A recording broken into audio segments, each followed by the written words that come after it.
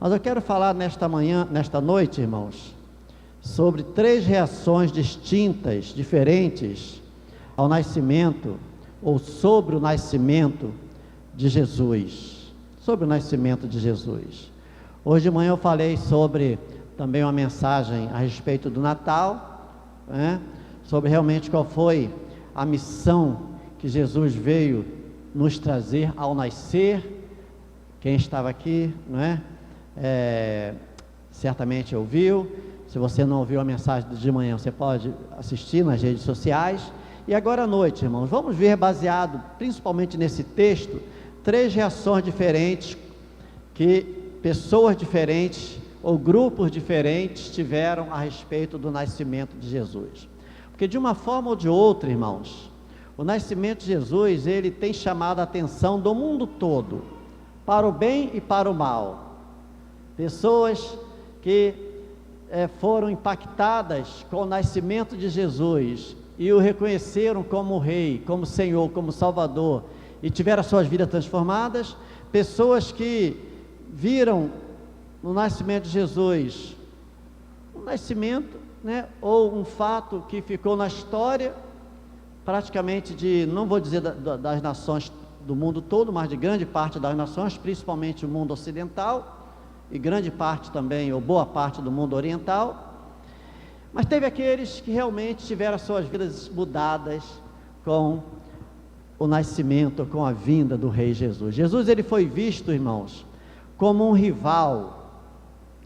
Ele foi visto como um líder religioso e ele foi visto como o Messias prometido.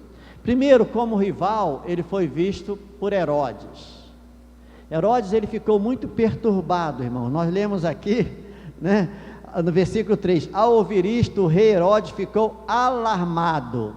Uma outra palavra, né, que seria sinônimo de alarmado, seria perturbado mesmo, ficou agoniado, ficou apreensivo quando ouviu que um rei estava nascendo, porque na mentalidade de Herodes, Jesus era um rei que iria tomar o seu trono, queria ascender a um cargo político, ia colocar Herodes, né, de escanteio.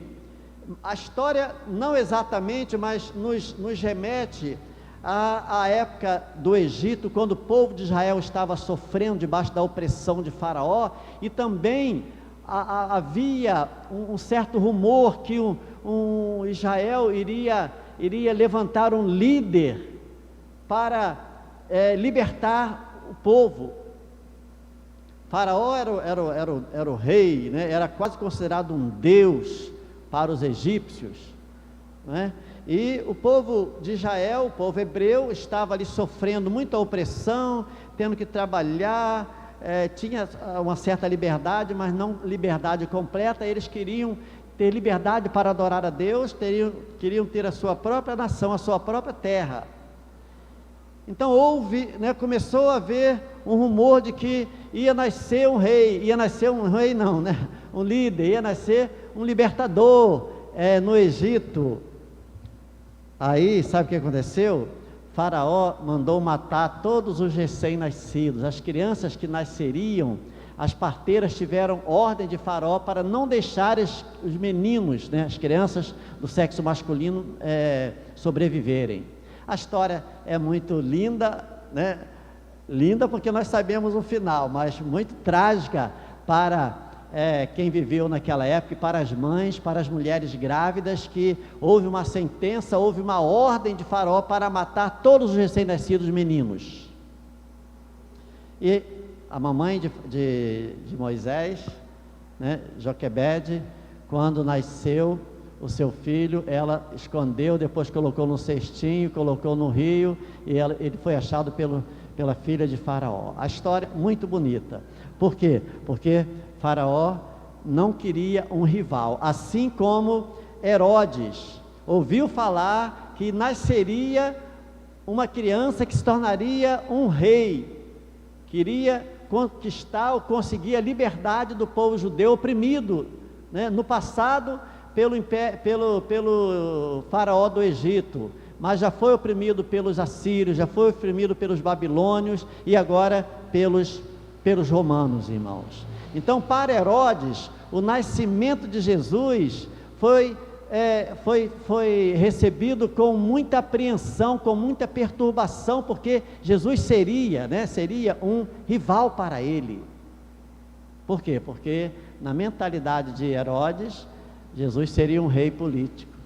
Jesus iria fazer manifestações políticas, ele iria para as praças lá de Israel, da Palestina, ia, se fosse hoje, ia pegar no megafone, no microfone, ia fazer as suas lives, dizendo, esse governo, esse império romano é tirano, esse império romano, ele não quer o nosso bem, nós temos que nos unir, eles estão cobrando muitos impostos, vamos ter a nossa liberdade. Se Jesus fosse um rei, e se a sua meta, e se a sua missão fosse libertar Israel do jugo romano, politicamente falando, então Jesus iria arregimentar talvez muitos soldados com este propósito. E Herodes pensou que Jesus era um rei político. Os irmãos sabem também que, a exemplo de Faraó, que mandou matar todos os recém-nascidos meninos, porque temia que algum menino ia nascer, ia se tornar um líder, ia libertar o povo de Israel do jugo do Egito. Herodes também fez a mesma coisa, irmãos. Herodes mandou matar todas as crianças recém-nascidas, se eu não me engano, até 2 anos de idade. Veja só, irmãos, porque como Herodes não sabia onde Jesus estaria, quem era a família de Jesus e quem era essa criança, então, para acabar qualquer dúvida, vamos matar todo mundo, irmãos. E foi um lamento, foi uma tristeza, embora isso também tenha sido profetizado, que muitas mulheres chorariam pela morte dos seus filhos. Então, para Herodes, Jesus era um rival, irmãos. Ele ficou perturbado, ele pensava que Jesus poderia tomar o seu lugar. Não só Herodes, irmãos, mas a cidade inteira estava perturbada.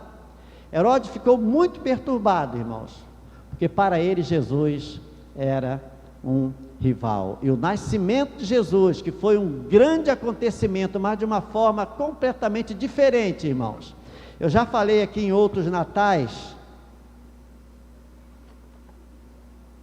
que quando nasce uma criança de uma família real, e nós temos alguns países hoje onde ainda a monarquia existe, e talvez o país mais famoso de todos seja a Inglaterra,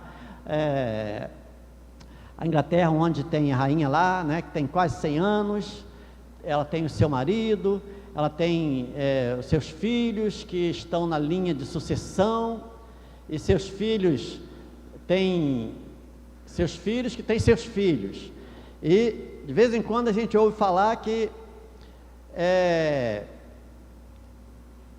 vai nascer uma criança na família real, neto, ou se não me engano, bisneto da rainha.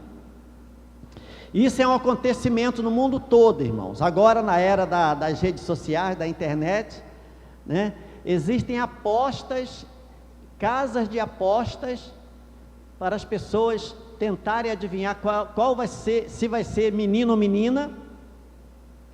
Depois eles apostam para tentar descobrir o nome,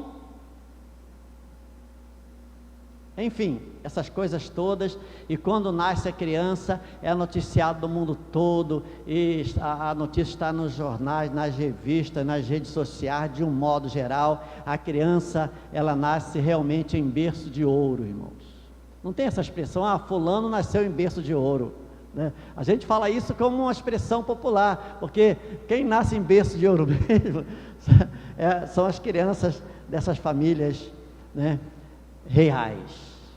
Jesus sendo o Senhor dos senhores, o Rei dos reis, aquele que já existia antes de nascer, porque eu falei de manhã, que está registrado em João capítulo 1, versículo 1, no princípio era o verbo estava com Deus, o verbo era Deus, e o verbo se fez carne e habitou entre nós.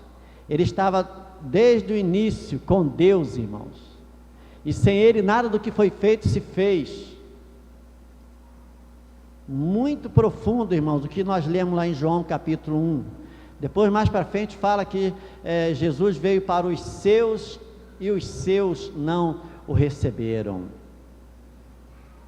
Então, primeiro grupo, irmãos, ou primeira forma distinta de entender ou de receber o nascimento ou a notícia do nascimento de Jesus foi o de Herodes, e ele via Jesus como um rival. Mas teve um outro tipo de reação, irmãos.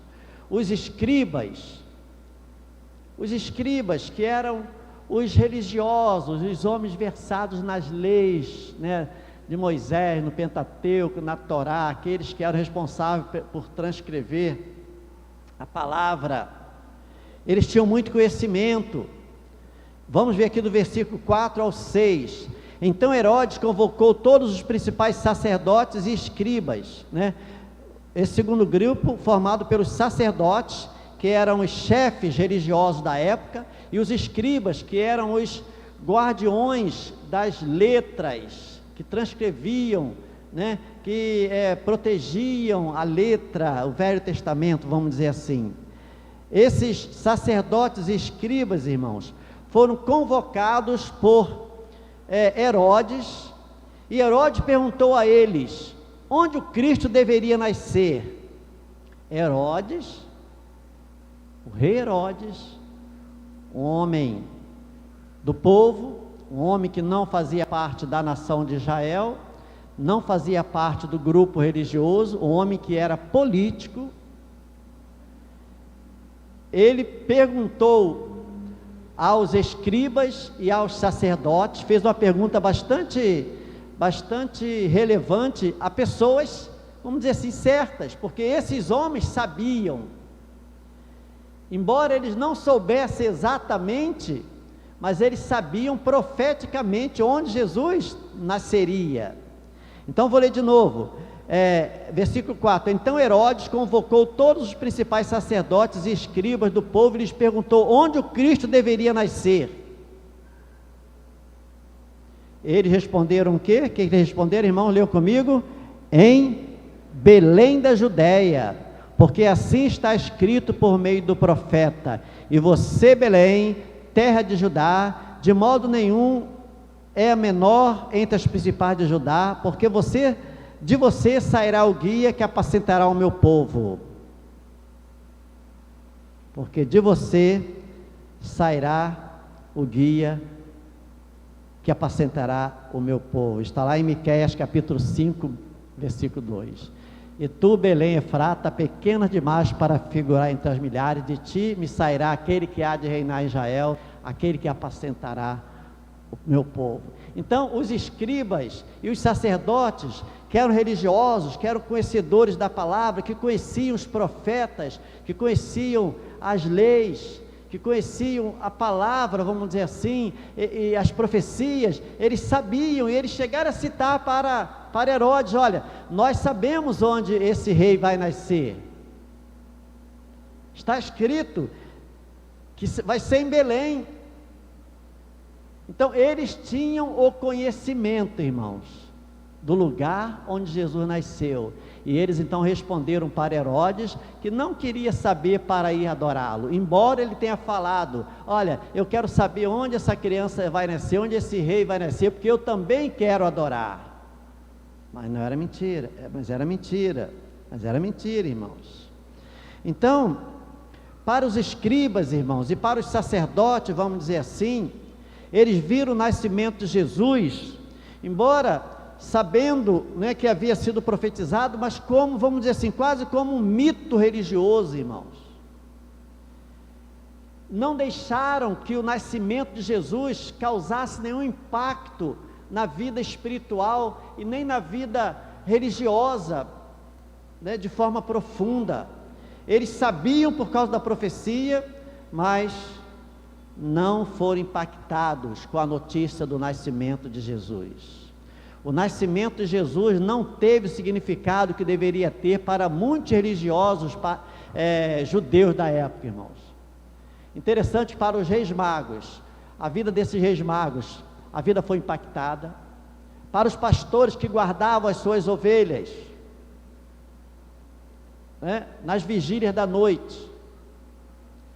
Também foram avisados a respeito do nascimento de Jesus, a vida deles também foi impactada, mas os próprios religiosos, os guardiões da palavra, da moralidade, dos bons costumes, da lei, mesmo sabendo que o rei nasceria em Belém, porque eles conheciam a palavra, e lá em Miqueias estava dizendo a respeito disso, mas nada mais do que isso.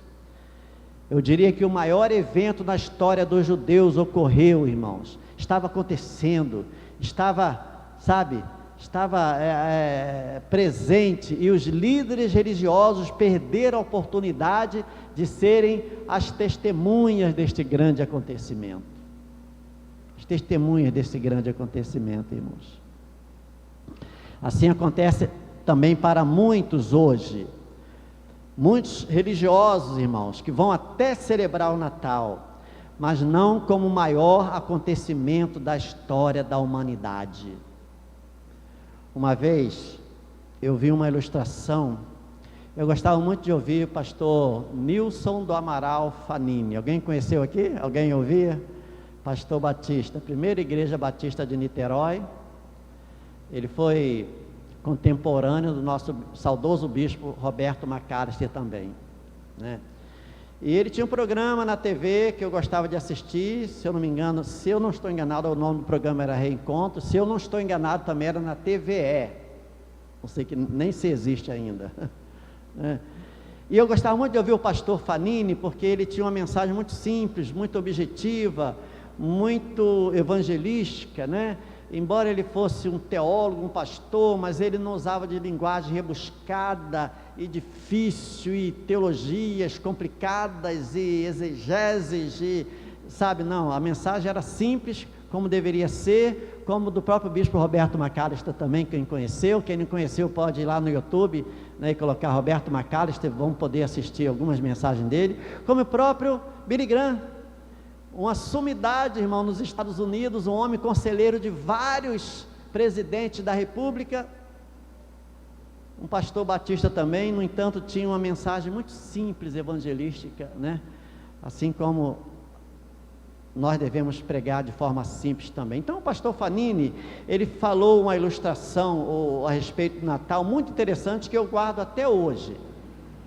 Ele falava que para muitos o Natal, irmãos, é como, assim, as pessoas festejam, e alguém pergunta assim, mas nós estamos festejando que há o nascimento de um bebê, de quem é de Jesus, mas cadê ele? Não, ele não precisa estar aqui na festa não, vamos comemorar, ele é só um motivo para a festa, mas não precisa estar presente. Mas eu li essa semana também uma ilustração muito interessante. Duas mulheres estavam almoçando num restaurante muito chique, muito caro, né? E um amigo se aproximou, viu aquelas duas mulheres, esse era um amigo em comum delas também, e chegou e perguntou, mas vocês estão aqui nesse restaurante caro, é alguma ocasião especial para vocês estarem aqui, né, almoçando? Uma das mulheres disse, sim, nós estamos aqui porque é o aniversário do nosso bebê, o aniversário do bebê de uma delas. Aí o homem perguntou, poxa, que bom, parabéns, né, Deus te abençoe e tal, e cadê o bebê? Aí a mãe respondeu assim, você não acha que eu ia trazer a minha criança para esse restaurante e estragar o nosso almoço, e estragar a nossa comemoração? Qual é a moral da história? Estavam comemorando o aniversário do bebê, mas o bebê presente atrapalharia a comemoração.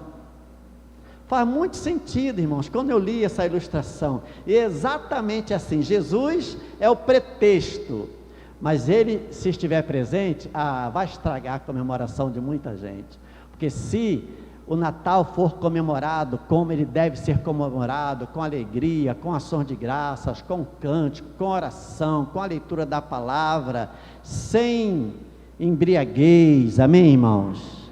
Sem confusão, Você já deve ter ouvido falar, espero que isso nunca tenha acontecido na sua família, mas você já deve ter ouvido falar que esta é uma ocasião em que as famílias se reúnem e vez por outras pessoas se embriagam e tem briga e às vezes tem até tragédia.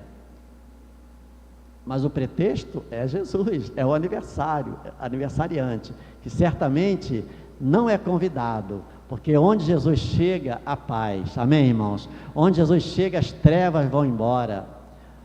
Como os anjos anunciaram, eis que vos trago boas novas de grande alegria, que o será para todo sempre, é que hoje vos nasceu na cidade de Davi o Salvador, que é Cristo. E é exatamente isso, irmãos, ou seja, muitos estão celebrando o nascimento do Salvador, mas eles não convidam para a sua celebração e nem fazem dele o centro das atenções. Quando Cristo nasceu em Belém, irmãos, Herodes pensou que ele fosse um monarca rival, e os escribas viram em Jesus um mito religioso. Mas teve o terceiro grupo, que está aqui no versículo 11, veja aí na sua Bíblia, por favor. Versículo 11, diz assim: entrando na casa, viram o menino com Maria, sua mãe, prostrando-se o adoraram, e abrindo seus tesouros, entregaram-lhe suas ofertas, ouro, incenso e mirra. Deixa eu ler do versículo 9, para ficar mais completo. Depois de ouvirem o rei, os magos partiram, eis que a estrela que viram no oriente ia diante deles, até que chegando parou sobre onde o menino estava. E vendo eles a estrela, alegraram-se com grande e intenso júbilo, e entrando na casa, viram o menino com Maria e sua mãe. Então eles se prostraram e adoraram, e entregaram seus presentes, irmãos, que eram presentes próprios para um rei, né, para alguém que teria autoridade. Embora eles também, né, estavam ali guiados pela estrela, né, e tocados por Deus, os sábios, irmãos, ou os reis magos, assim como os pastores, consideravam ou consideraram que aquela criança que nasceu, irmãos, num lugar humilde, entre os animais, o seu berço não foi um berço esplêndido, muito menos um berço de ouro, nem um bercinho de madeira, né? Eu me lembro que quando a minha sobrinha nasceu, Virgínia, meu pai, né, que veio a falecer um ano depois, meu pai como marceneiro, ele que fazia todos os móveis da nossa casa. A Virgínia deve estar assistindo essa live, quero mandar um abraço para ela. E o Matias está chegando, hein, Virgínia? A qualquer momento o Matias vai chegar. Um abraço para o Robson, para minha mãe também, irmã Eli.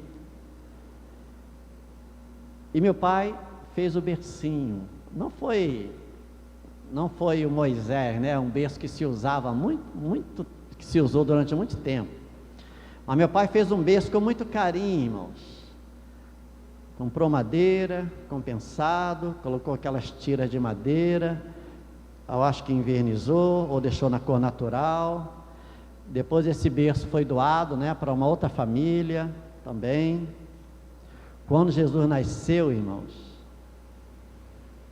interessante, José não era carpinteiro, o pai de Jesus?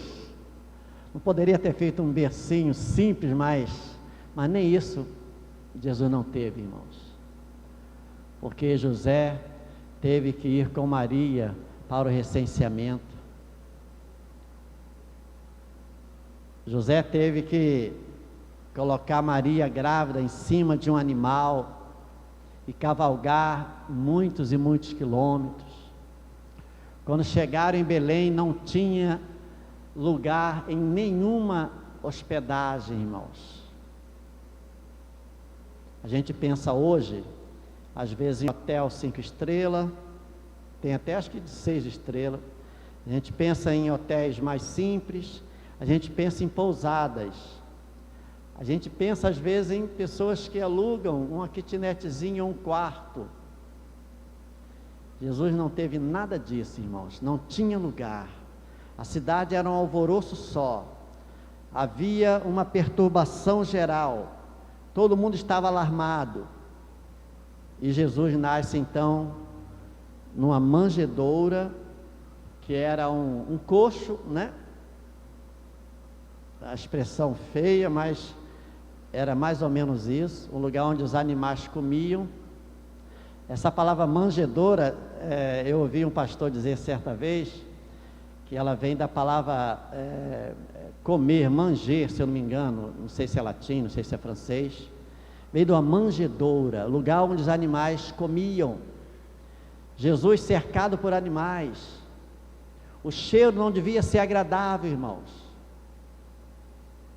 Isso sem falar que provavelmente Jesus não deve ter tido, né, o enxoval de uma criança, por mais simples que os pais sejam, por menos recursos que tenham, mas tem um enxovalzinho, se faz um chá de bebê, não é verdade?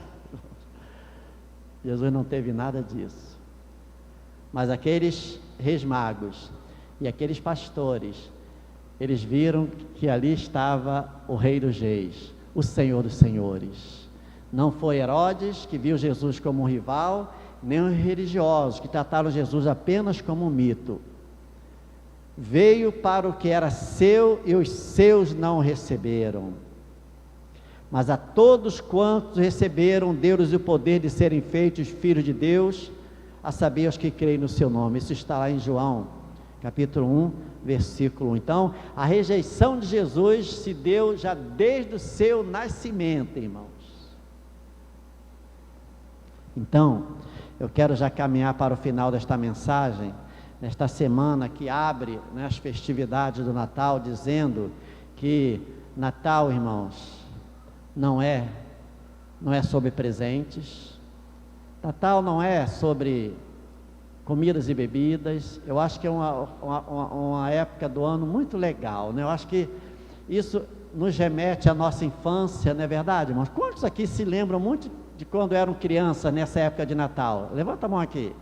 Aquela árvore de Natal. Eu me lembro minha mãe lá no terreno baldio, né? Pegando um galho de um arbustozinho, tirando todas as folhinhas, secando aquele arbusto, depois enrolava, era mais ou menos dessa altura assim, é um galhozinho, depois enrolava com algodão, depois colocava aquelas bolas de árvore de Natal, né, que a cada ano umas 10 desapareciam, porque guardava e quebrava, com muita simplicidade, os presentezinhos, tinha ano que o presente era melhor, tinha ano que era uma meia, tinha ano que era um carrinho melhorzinho, tinha ano que era um beijo, um abraço, mas nunca faltava o pão. E Natal sempre nos remete à nossa infância, é uma época muito boa. Para alguns, Natal traz um certo ar de tristeza, porque de repente o papai e a mamãe já não estão mais presentes, não é verdade, irmãos? E a gente olha para aquele lugarzinho na mesa, ou no sofá, e a gente já não vê aquele ente querido nosso, quem já perdeu seu pai, sua mãe, ou irmão, enfim, né? É uma época de muita alegria, mas também uma época de uma certa nostalgia e tristeza para muitas pessoas. Mas de um modo geral, né, a comemoração, a gente se alegra, a gente troca presente, a gente se abraça. Esse ano nem tanto, mas Natal não é sobre festas, não é sobre árvore de Natal, não é sobre troca de presentes, não é sobre uma mesa farta, não é sobre uma decoração diferente, nem um pisca-pisca. Natal, irmãos, acima de tudo, é sobre um Redentor. Amém, irmãos? É sobre um Redentor, porque nós podemos comemorar da melhor forma, podemos ter os melhores presentes, podemos ter a mesa mais cara. Você pode comprar aquela ave de Natal da mais cara, sabe aquela mais cara?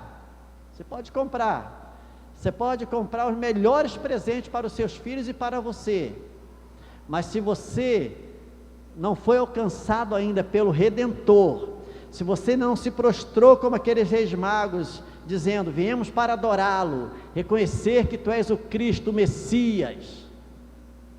Então, o Natal vai fazer sentido apenas socialmente, que é uma parte importante, mas é a menor das importâncias. O Natal, portanto, é sobre um Redentor. Você pode falar comigo? O Natal é sobre um Redentor. E esta é a semana em que quase todo mundo comemora o nascimento do nosso Senhor e Salvador Jesus Cristo. Vamos também nós comemorar com a família, irmãos. Vamos comemorar com a igreja, né? Um pouco de forma restrita este ano.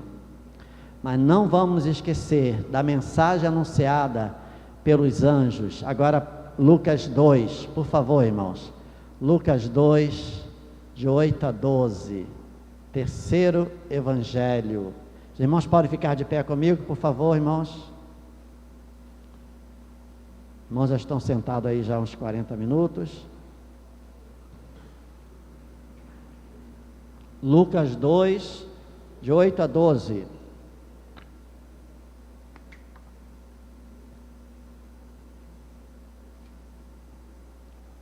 Glória a Deus.